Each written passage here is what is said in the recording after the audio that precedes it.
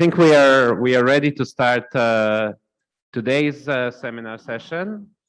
And to kick it, we have Thejs Brinckmann, who will tell us about the self-interacting neutrinos. Thank you. Thank you.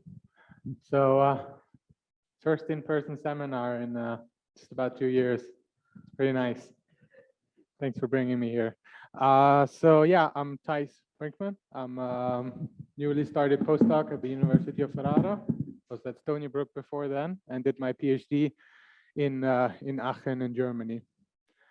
So I'm going to talk about this piece of work here on self-interacting neutrinos, Hubble parameter tension, cosmic microwave background with Jae-Hook Chang and Marilena Laverdi. So first I'll give a brief overview of Hubble parameter measurements. I'll be brief as I imagine this has probably been discussed ad nauseum during the workshop so far. I'll talk a little bit about H0 solutions with new physics and give an overview of light relics, then turn to the topic of self-interacting neutrinos and wrap up with a little bit about what's next.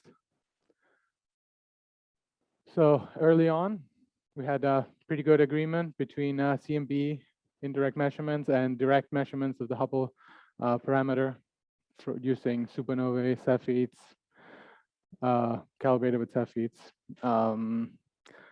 Even towards the later years of WMAP, there started to become some disagreement here, but of course you can see here it's pretty small.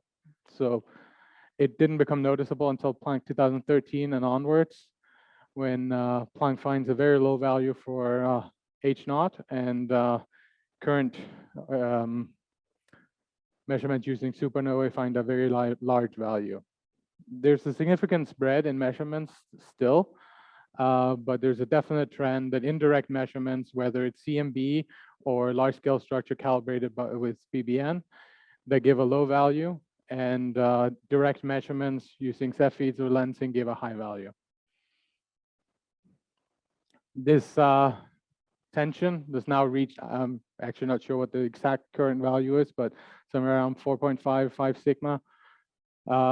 These large differences may be due to systematics, but may also be new physics. So that's what this talk is about. So what kind of solutions might you come up with new physics to this H0 problem? Sorry, there's a bug flying around that's distracting me. So a very important point is, I call them indirect measurements because in order to measure the Hubble parameter from CMB or using large-scale structure with BBN, you need a cosmological model. And that means you have to make certain assumptions about what ingredients go into that. Generally speaking, you're assuming the standard model of particle physics and the standard model of cosmology, but there are other possibilities that this often referred to as new physics.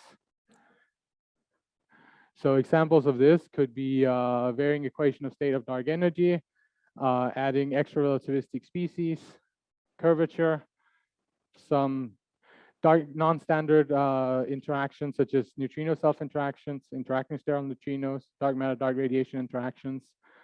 This is a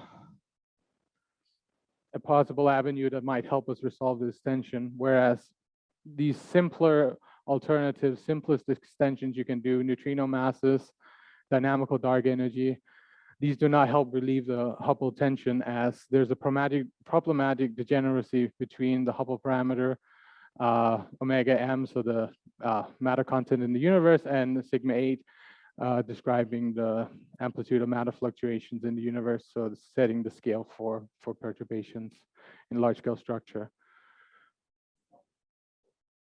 Yes, okay.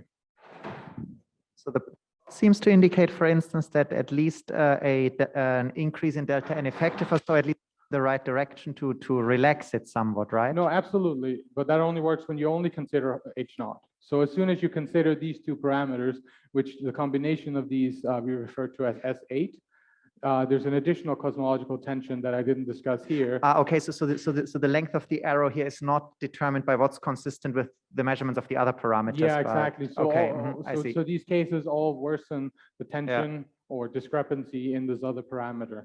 All right, fair enough. Thanks. So we have other alternatives as well, alternative dark energy scenarios or modified gravity scenarios.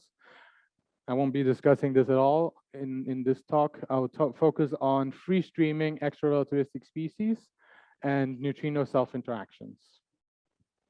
So first, I'll give a little bit of an introduction to N effective, the number of extra relativistic species, and then I'll turn my attention to self-interacting neutrinos. So first, let us define what we're talking about. So we're talking about light relics, a species that's produced in the early universe and remains at late times, so it has a relic abundance, and it is relativistic, at least at epochs probed by CMB and BBN. Neutrinos is the obvious example, but there could be other new light relics. However, at the background level, we can't tell them apart except for their contribution to N effective. So let's define N effective. So N effective is given by the difference between the radiation content in the universe and the photon density. It's important to stress here, I think, because it's a common misconception that N effective does not have to be an integer. It can be any value. Well, almost. It's just simply given by the difference in radiation density compared to photons. These two numbers are not integers. So although we know that there's a minimum value that depends on the time of freeze out, which you see down here, and from the freeze out temperature, we can compute the density of the species in question and therefore its contribution to N effective. In this particular case, we're interested in constraining N effective using cosmology. And it's worth noting that future surveys view these here as realistic targets for getting a tight enough bound on ineffective in order to rule out species in their contribution to ineffective, for example, CMBS4. So extra relativistic species will increase the radiation density, which in turn will change the Hubble parameter during radiation domination, and thereby H naught. So the way you can look at this is by looking at this plot here on the right. This is the Hubble parameter as a function of scale factor. And in the early universe, this the Hubble parameter value will change, or the radiation will change. Sorry, I blanked out.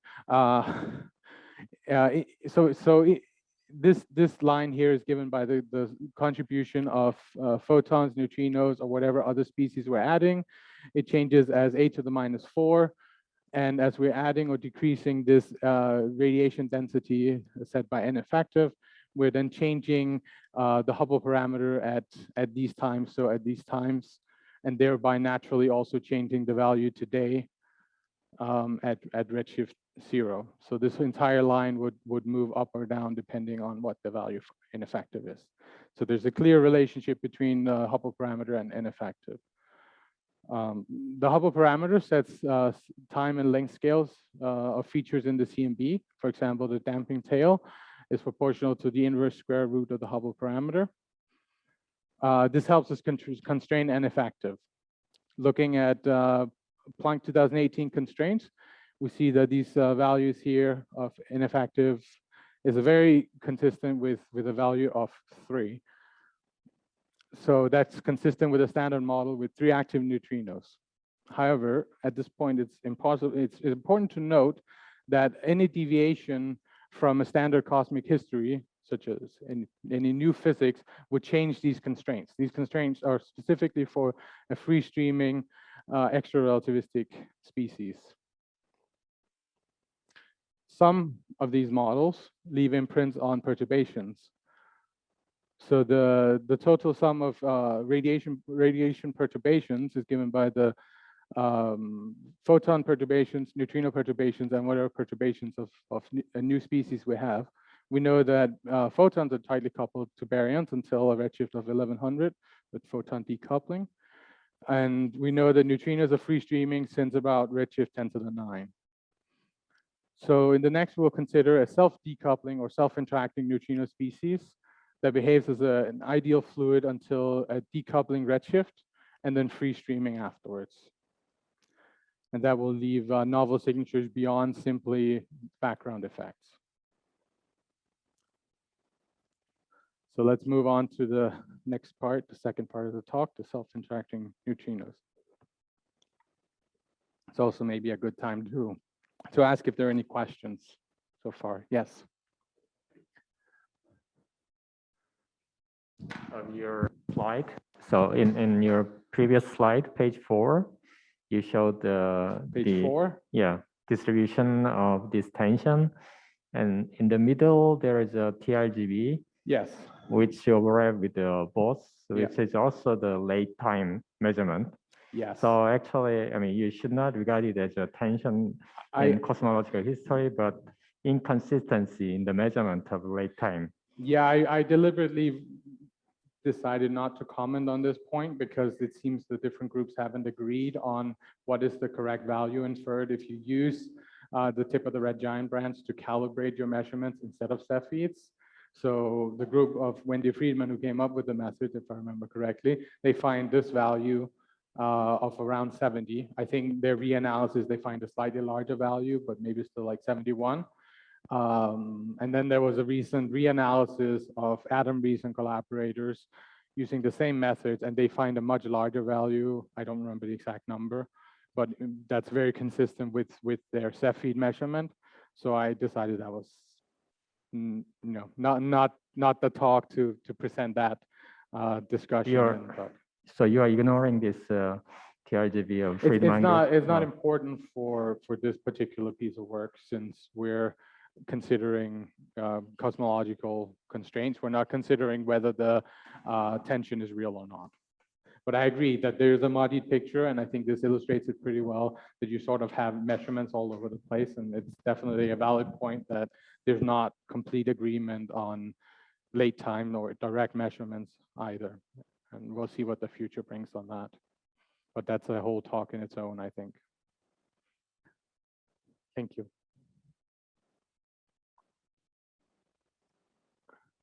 Anything else? Okay. So I'm a cosmologist, so most of this talk will be about cosmology. But for the sake of the audience, I would make a short interjection here on what kind of particle physics model might realize this self-interacting neutrino scenario. So there's this very nice paper by Yu, Stamu, and Wang from last year that comes up with a concrete scenario for how to do this. So the problem is a minimal right-handed neutrino model type 1a seesaw leads to an interaction that for our purposes is too small if we also want this mechanism to generate the neutrino masses. So the problem here is that the interaction strength we have, or coupling strength, we have a small number divided by a large number, and the only thing we have is here the coupling strength to compensate for that. And if we tune this too high, it no longer works for generating the neutrino masses. We get masses that are too large, if I remember correctly. So we need to decouple this mechanism and create masses. So we have two different scenarios, one that takes care of generating the neutrino masses and one that takes care of giving us the interactions. So these guys propose additionally having right-handed neutrino model with an inverse seesaw type. So that gives us the interaction strength decoupled from the term that gives us the neutrino mass generation. And therefore, we have a parameter here that we can now tune and make large in order to have a large enough interaction strength that is relevant for cosmology. I would like to note at this point, though, that we do need to make sure that the theory is both perturbative and that it's constrained and not constrained by low energy measurements. So in this paper, they were not able to rule out all of parameter space, but they did point out that a lot of the parameter space is ruled out, and it's difficult to come up with exactly the right model for this scenario. So the model would be considered disfavored by them. So I invite you to see their paper for details instead of listening to a cosmologist trying to explain it. So on the cosmology side, the only thing we really care about is an effective interaction strength, which sets the momentum transfer rate or neutrino self-interaction rate. In this case, we can actually model this interaction as a tan H function with a decoupling redshift and a decoupling width that suppresses the higher moments of the Boltzmann hierarchy. So the effect of this is it becomes an ideal fluid before decoupling and free streaming after. An important point that I glossed over when I mentioned briefly earlier is there's an intermediate regime here with reduced shear. So that corresponds to this regime. For this particular case, we are looking at decoupling width that's roughly 40% of the decoupling redshift. That gives agreements that's in line with the full expression.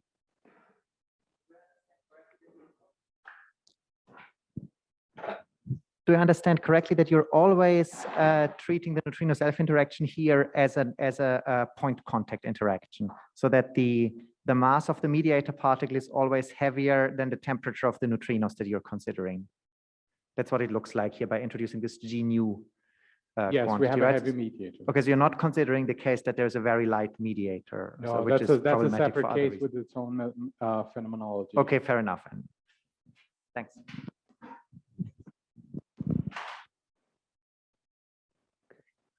So let's move on to looking at what's the effect on observables. So I apologize for not showing you the traditional CMB power spectra. But it's much easier to see the differences if we look at differences. So here we have the temperature, CMB temperature power spectrum. The difference compared to a reference spectrum divided by the reference spectrum. Here it's the same for polarization. Here it's just a difference in TE, so the temperature polarization spectrum. And here it's CMB lensing or lensing spectrum. So what we see here is so the free streaming is a free streaming best fit to data. It's a reference model, it doesn't change. In red we have an interacting mode, best fit of an interacting mode with free streaming neutrinos. So we take one particular case out of our paper and we pick the different best fit values that correspond to that. Just to illustrate, at this point, it's not very important what these values are. Blue, we have free streaming best fit, but all the cosmological parameters except for the interaction strength is set by our free streaming fit to data, and then we introduce an interaction strength on top of that. I'll explain why in a moment. And in yellow, we instead have the interacting mode best fit. So what we have here is we have four different cases. We have one, it's purely free streaming. We have another one in blue, which is free streaming, but we add an interaction. So it's the same cosmology as the one in black. And in red, we have the interacting best fit with free streaming neutrinos. So we take as if we did the fit with interacting neutrinos, but then set the interaction to 0. And in yellow, we then just have the full interacting fit. And the point of this is the best fit cosmology and the other parameters, it differs from the best fit, between the free streaming cosmology and the interacting cosmology, the other cosmological parameters will differ. So what we see here is in blue, we have an increase in power. In red, we have a decrease in power. So neither of these would on their own be compatible with data. So red and blue here, so the cosmology for the interacting mode best fit with free streaming neutrinos would be ruled out. And in blue, the free streaming best fit with interactions would be ruled out. And what has been pointed out in previous papers is that there's a mode where you have interacting best fit. So you change your cosmological parameters and add the interactions, and then these two offset each other, and you get something that's perfectly in agreement with Planck data, which is all these black, that's the Planck measurements and error bars. You have a similar picture for polarization, except here you have very sharp peaks. So you can already guess that polarization is probably pretty good at constraining this model because you have very sharp features in the spectrum when you are adding interactions. And in lensing, we have an amplitude increase at fairly small scales of about L of 500. Sorry, can you explain again? What is the yellow line? Yeah, sorry, that was not clear at all. So the yellow, we do an MCMC. We have Planck data. We have a model that has interacting neutrinos, and we just find the best fit cosmology, including interactions that give us fitting to that data. So it's just an interacting mode. That made a little more sense? Sorry, so the model is just lambda CDM plus interacting neutrinos? Yeah, so we have 8 parameters. We have lambda CDM, that's the typical 6 parameters. We add on top of that n effective. Also varying n effective, varying how much of this interacting species we have. And then we vary as well the interaction strength of that. We let all of that vary, fitting to Planck data and BAO. And this is the spectrum that it produces. It obviously, logically, is going to produce something that's in very good agreement with all the black dots, with the actual data. Yes, so the yellow and red lines, they have the same parameters in the 6 lambda CDM parameters and in an effective. Yeah. But one has a non-zero interaction and the other one has no interaction, so it's just free streaming and effective. Then why is it called? What is called interacting mode best fit with free streaming neutrinos? What does that mean then? It means I take the best fit of the interacting mode of the interacting run. So okay, take a step back. When I do my run, I get 2 modes. I get one mode that's in the free streaming part of parameter space, and I get one mode that's in the interacting part of parameter space. Oh, do you mean a parameter region in the lambda parameter CDM region that's favored? Yes. And so I take that mode and I say, okay, but this gives us cosmological parameters that's different. What happens if I change the fact that so the mode would naturally have some interactions as well? That's why it's allowed. If I remove those interactions, what does it look like? It's just illustrative to show you that individually changing the cosmological parameters, the other ones in that way would be ruled out. As well would it be ruled out if I just added the interaction strength without changing anything else. I see, and the black and blue curves are then the same for the mode without interactions? Exactly, except in the blue one I add an interaction strength, but I take the same. But keeping the other parameter fixed at what you get from the reference. Yes. Okay, got it. Thanks. Yeah, sorry, I was not clear on explaining that. Okay. So next, I vary the interaction strength. So I use the same reference spectrum, and I am now changing the decoupling redshift from 1000, so a very strong interaction, to 1 million, so a very weak interaction. What you can see for 1 million, there's almost no difference. It becomes a little hard to see with the colors, but 1 million is basically on 0. 100,000 is this line you can vaguely see here. And 50,000 is then the next line going to 10,000, 5,000, and 1,000. Sorry for those on Zoom who couldn't see me point. So the point I want to make here is that the signal changes depending on your decoupling redshift. It's not just a matter that it changes the amplitude of your signal, it literally also changes where your signal is. So you see here, when you get down to 1,000, 5,000, and 10,000, you have a much relatively larger increase of power on large scales, on small l, compared to the large values of 50,000, 100,000, and 1 million, where most of your change happens on small scales.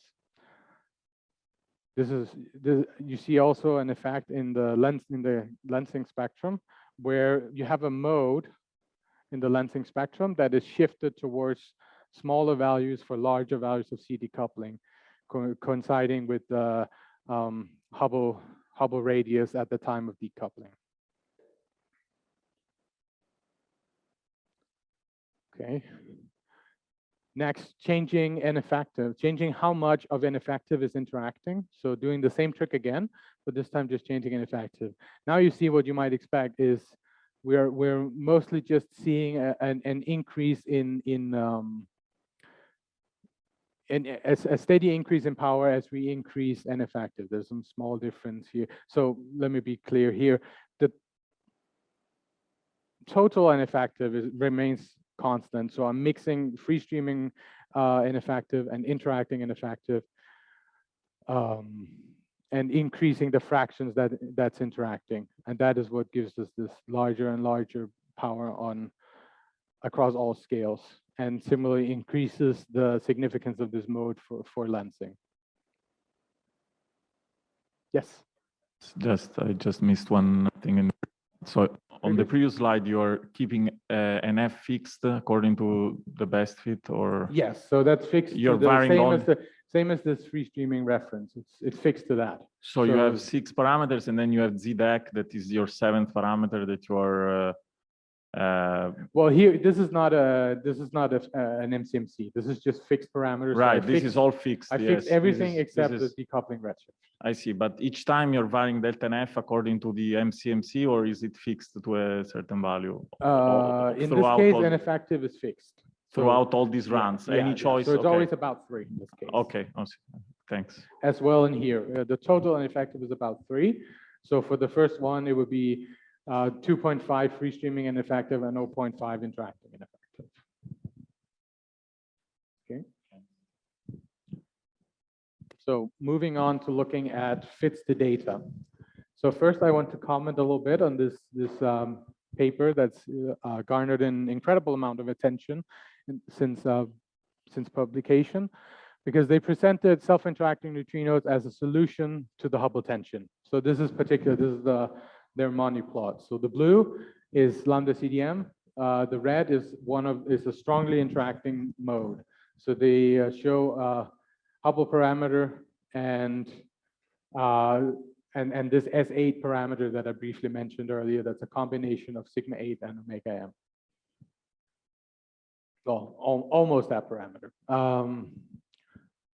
Here overlain is the 2016 Reset-Al measurement of the Hubble parameter using supernova and Cepheids, and here is a HSC measurement of S8. So there were a few question marks with the analysis. Of course, it was very exciting if you could get something to fall in this regime that solves both tensions at the same time. But they had excluded CMB polarization data in their primary analysis. And as I tried to point out earlier, polarization data is particularly important for this model and really for any ineffective, whether free streaming or interacting. So its exclusion gives you significantly different results than if you do the joint fit. Additionally, in their model, all neutrinos were interacting, and there was very quickly a paper showing that this is not allowed due to laboratory constraints, that only tau neutrinos can significantly self-interact.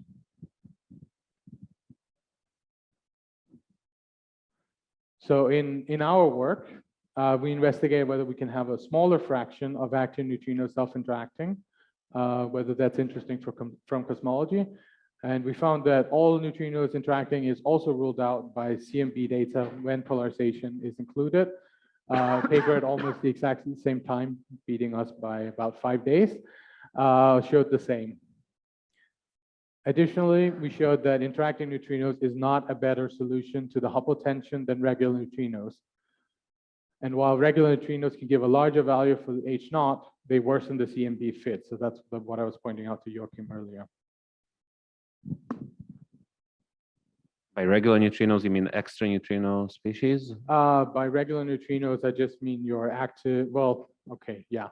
I mean, I mean some delta N effective in addition to regular neutrinos. That was inaccurate.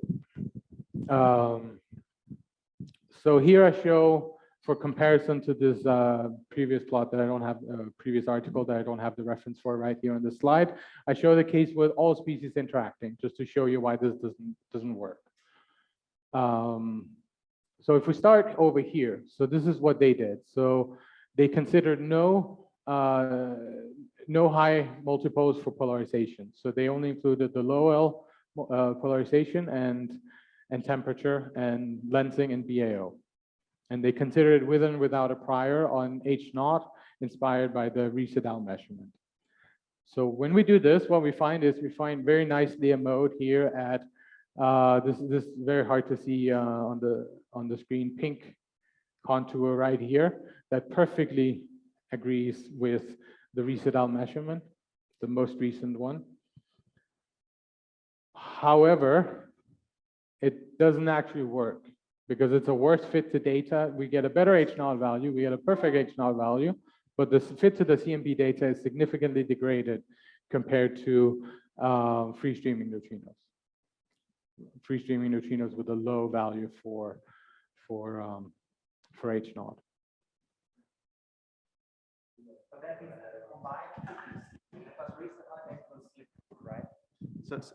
So the combined fit to CMB plus Rees et al. Data will probably still improve, right? Because of the change in H0. So this delta chi-score here, that's only the decreasing goodness of fit to CMB data, right? No, this is the total. The gain in H0 is not. Ah, right. I see. sufficient to offset R19 it. is included. Yeah. Okay. Yeah. Thanks. Yeah. Sorry. And this loss. So the loss in CMB is more than what you gain from agreeing with Rees et al. On the left-hand side here, we consider a case where we don't consider a prior on H0. In general, you don't want to include a prior on a data set or any data set that is discrepant with another data set you're considering. So unless you have a model that perfectly solves it, like in this case it would do right here, except it doesn't work, you don't want to combine them. If you combine them in that case, all you get is you simply get a measurement that's neatly in between. So I show this here in the middle panel. So here I have included all polarization data. In cyan, I consider Rees et al.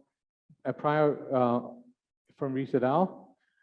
And if you compare this to the yellow contours, where I don't have that prior and I just have Planck plus BAO, but in both cases have a fairly strong interaction, you see that this measurement is dab smack right in the middle between my H0 measurement and my Planck plus BAO measurement, which is what will happen if you combine two discrepant data sets that have no ability to solve the tension that you're trying to solve. So we don't want to include the Rees et al. Prior. So on the left side, we're not including the Rees et al. Prior. We still find a mode at low CD coupling values, but it is even more strongly disfavored when we don't include Rees et al. So considering all interacting species, all species interacting is not consistent with cosmological data, at least not CMB and BAO. Okay. So let's move on to considering a case that's in better agreement with laboratory experiments. So now we have two free streaming neutrinos, we have one interacting neutrino, and then we add some extra interacting neutrino-like species. The posterior is about the same. For the case without interactions, it perfectly overlaps.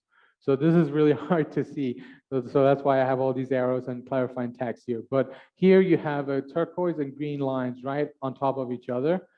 For green is free streaming and turquoise is with interactions.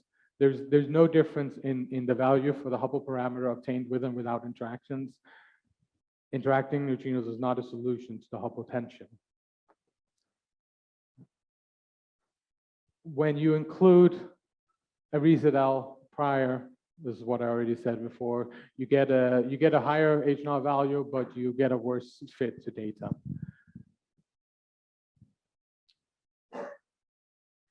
The last case we considered, well, we considered one more, but it wasn't so interesting, so I didn't include it. If we freely let the data choose our model. So now we remain completely agnostic. We ignore the fact that we want two streaming neutrinos and one interacting neutrino, we just say, what does the CMB data want? What does the BO data want? If we don't consider any priors in our knowledge and just let it do what it wants to do. We find here that there's a possibility for neutrino-like species that have a late decoupling or never decouples. So it behaves as a fluid until recombination or later. If it decouples later, we can't tell the difference with CMB data. This is given by this peak here at about recombination at about a redshift of 1000. So for comparison, we have recombination at 1100. We have active neutrino decoupling at 10 to the 9, so way off the plot somewhere. And while this is the best fit to the data, it is also a very narrow mode. So I mean, it might be an interesting something to look for to build a model that behaves exactly in this way. But as we've seen, as I discussed earlier, it's hard to construct a particle physics model that's not overly complex and contrived. But I leave that up to people who are Is more this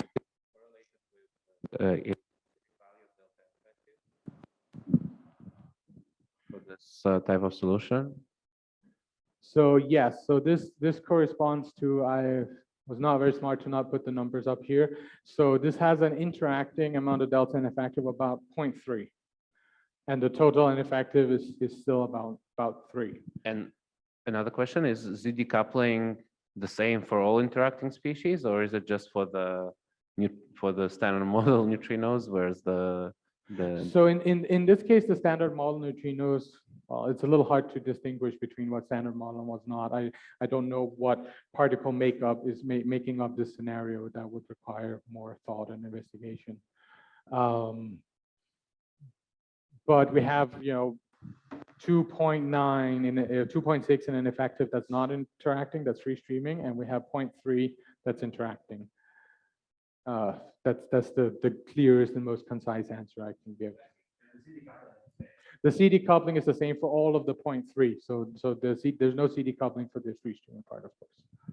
Yes. And sorry, how much is the tension resolved with this best fit? Nothing. So you get the same H0 value for this scenario okay. as you get for a free streaming I case. see. So this is purely considering, the data, there's a mode there. I don't understand why there's a mode there. Right. I think that's interesting, but it doesn't help us with the Hubble tension. So forget about trying to solve that with this model. Okay. So, thanks. Okay.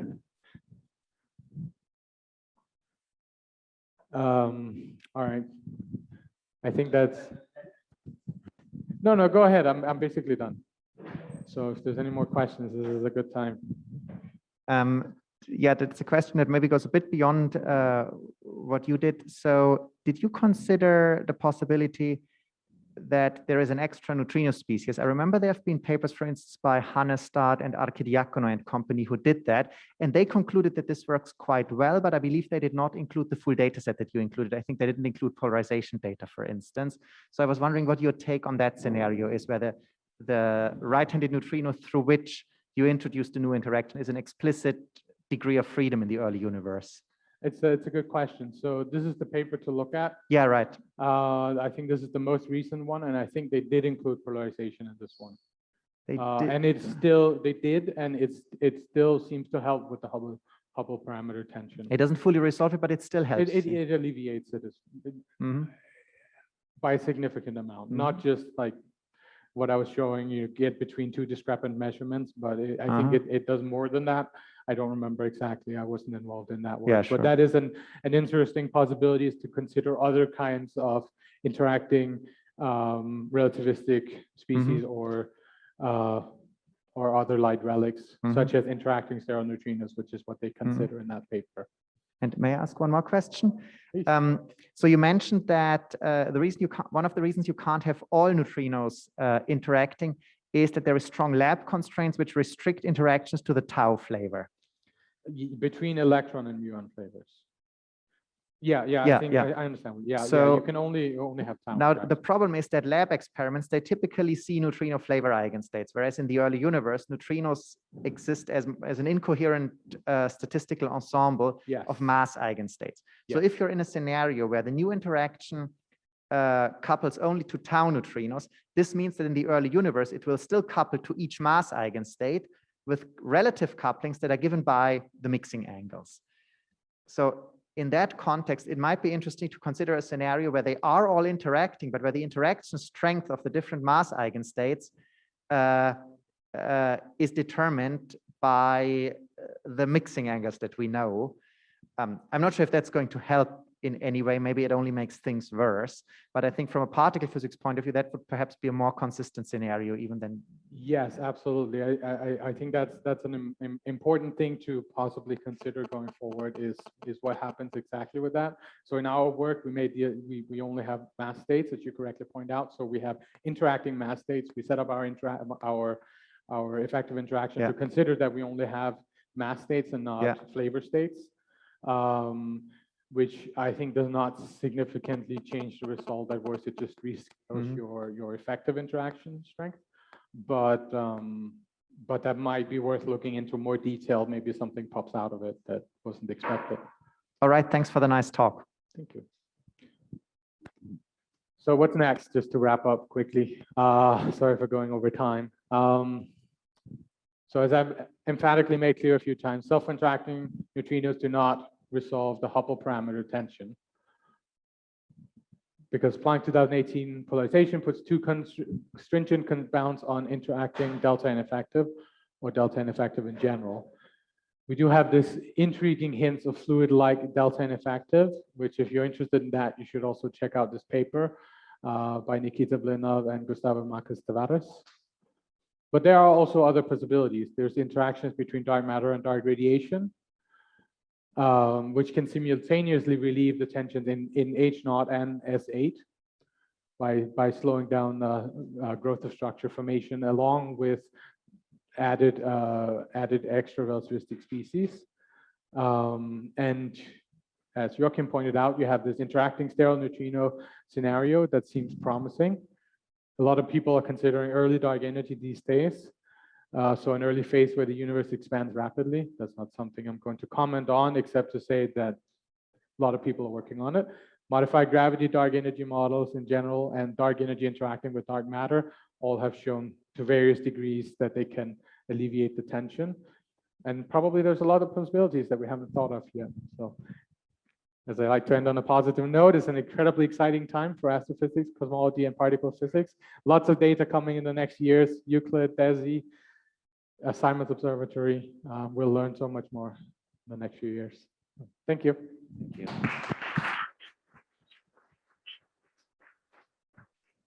Any more questions for Thijs?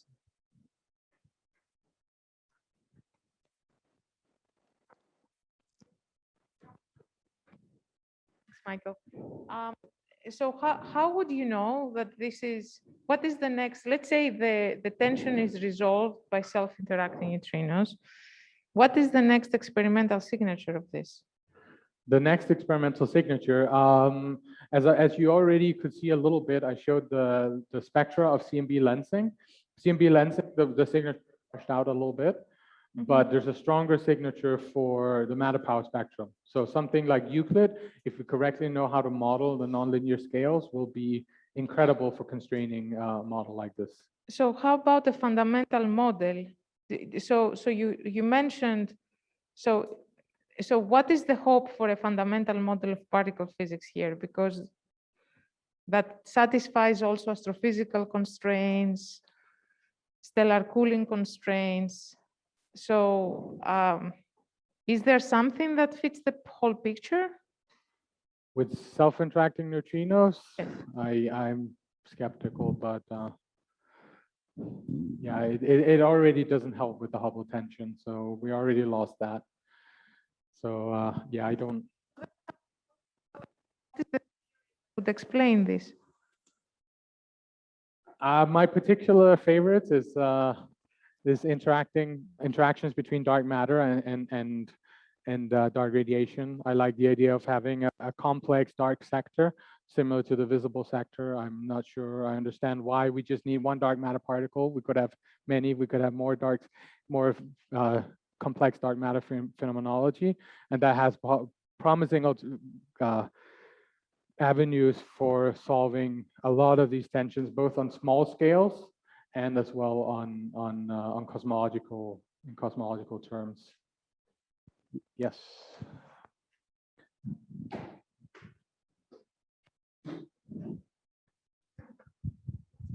I wouldn't be so negative about the possibility of having a particle physics model that realizes this. For instance, the one that you mentioned, the inverse seesaw model. Now, it's not the minimal neutrino mass model, but it is a neutrino mass model.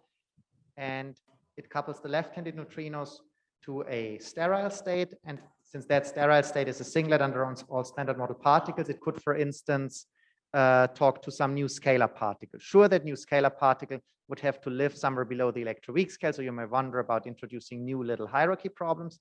But apart from that, I don't see a fundamental reason why this couldn't work. And you don't need super strong self-interactions, right? You don't need this new scalar to live at the electron volt scalar. So, if cosmology points that way, then I think particle physics can probably somehow be fixed. Yeah, my problem here is cosmology. There's this hint, but that hint still doesn't solve the Hubble tension. So the Hubble tension has to go away by other means, which it very well might, because I think there's a lot of people who believe it's systematics, but we'll see. Okay, let's thank Thijs again.